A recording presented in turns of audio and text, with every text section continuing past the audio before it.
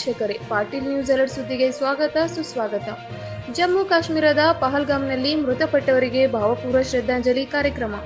ಮಸ್ಕಿ ಪಟ್ಟಣದ ದೈವದ ಕಟ್ಟೆ ಮುಂಭಾಗದಲ್ಲಿ ಇತ್ತೀಚೆಗೆ ನಡೆದ ಜಮ್ಮು ಕಾಶ್ಮೀರದ ಪಹಲ್ಗಾಮ್ನಲ್ಲಿ 28ಕ್ಕೂ ಹೆಚ್ಚು ಹಿಂದೂಗಳ ಮೇಲೆ ನಡೆದ ಭಯೋತ್ಪಾದಕರ ಪೈಶಾಚಿಕ ದಾಳಿಯಲ್ಲಿ ಮೃತಪಟ್ಟವರಿಗೆ ಮಸ್ಕಿ ಬಿಜೆಪಿ ಮಂಡಳ ಮತ್ತು ಸಮಸ್ತ ಹಿಂದೂ ಬಾಂಧವರಿಂದ ಭಾವಪೂರ್ವ ಶ್ರದ್ಧಾಂಜಲಿ ಕಾರ್ಯಕ್ರಮ ನಡೆಯಿತು.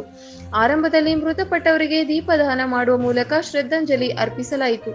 ನಂತರ ಮಾತನಾಡಿದ ಮಾಜಿ ಶಾಸಕರಾದ ಶ್ರೀ ಪ್ರತಾಪ್ ಗೌಡ ಪಾಟೀಲ್, ಮೃತರಿಗೆ ಮೊದಲಿಗೆ ಸಂತಾಪ ಸೂಚಿಸಿ ಮೃತ ಕುಟುಂಬದವರಿಗೆ ಭಗವಂತ ದುಃಖ ಭರಿಸುವ ಶಕ್ತಿ ಕೊಡಲಿ. ಮನುಷ್ಯತ್ವ ಇರುವ ವ್ಯಕ್ತಿ ಇಂತಹ ಕ್ರೌರ್ಯ ಮಾಡುವುದಿಲ್ಲ. ಧರ್ಮ ಮತ್ತು ಜಾತಿಯ ಹೆಸರಿನಲ್ಲಿ ಈ ರೀತಿ ಕಗ್ಗೊಲೆ ಮಾಡುವುದು ಅಕ್ಷಮ್ಯ ಅಪರಾಧ. ಇಂತಹ ದೇಶದ್ರೋಹಿಗಳಿಗೆ ಉಗ್ರ ಮತ್ತು ಕಠಿಣ ಶಿಕ್ಷೆಗೆ ನಮ್ಮ ನೆಚ್ಚಿನ ಪ್ರಧಾನಿ ಮಂತ್ರಿಗಳಾದ ಶ್ರೀ ನರೇಂದ್ರ ಮೋದಿಜಿಯವರು ಕೆಲವೇ ದಿನಗಳಲ್ಲಿ ನಿರೀಕ್ಷೆಗೂ ಮೀರಿ ಕಠಿಣ ಶಿಕ್ಷೆಗೆ ಒಳಪಡಿಸುತ್ತಾರೆ ಎಂದು ಮಾಜಿ ಶಾಸಕರಾದ ಪ್ರತಾಪ್ ಗೌಡ ಪಾಟೀಲ್ ಹೇಳಿದರು.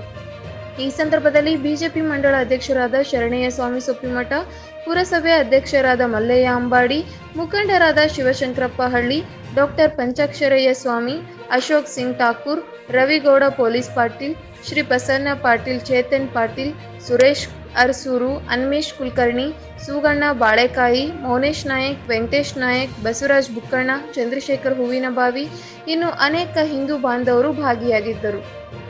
ಅವರ ಕುಟುಂಬಗಳಿಗೆ ಆ ಭಗವಂತ ಶಾಂತಿಯನ್ನ, ಒಂದು ಆತ್ಮಸ್ಥೈರ್ಯವನ್ನು ಕೊಡಲಿ ಅಂತೇಳಿ ಇವತ್ತು ಭಗವಂತನಲ್ಲಿ ಪ್ರಾರ್ಥಿಸಿ, ಮತ್ತು ಇವತ್ತು ನಮ್ಮ ದೇಶದ ನೆಚ್ಚಿನ ಪ್ರಧಾನಮಂತ್ರಿಗಳಾಗಿರುವಂಥ ಸನ್ಮಾನ್ಯ ನರೇಂದ್ರ ಮೋದಿಜಿಯವರಿಗೆ, ನಮ್ಮ ಗೃಹ ಸಚಿವರಾಗಿರುವಂಥ ಅಮಿತ್ ಶಾಜಿ ಅವರಿಗೆ ಮತ್ತು ರಕ್ಷಣಾ ಸಚಿವರಾಗಿರುವಂಥ ರಾಜನಾಥ್ ಸಿಂಗ್ರವರಿಗೆ ನಮ್ಮೆಲ್ಲರ ಒಂದು ಒತ್ತುವರಿನ ಬೇಡಿಕೆ, ಇವತ್ತು ಈ ದುಷ್ಕೃತ್ಯವನ್ನು ಮಾಡಿರುವಂಥ ಆ ದುರ್ಮಾರ್ಗಿಗಳನ್ನು ಹುಡುಕಿ ಅವರನ್ನು ಕೊಲ್ಲಬೇಕು ಅಂತೇಳಿ ಇವತ್ತು ನಾವು ಒಕ್ಕೂರಿನಿಂದ ಎಲ್ಲರೂ ಒತ್ತಾಯಿಸೋಣ.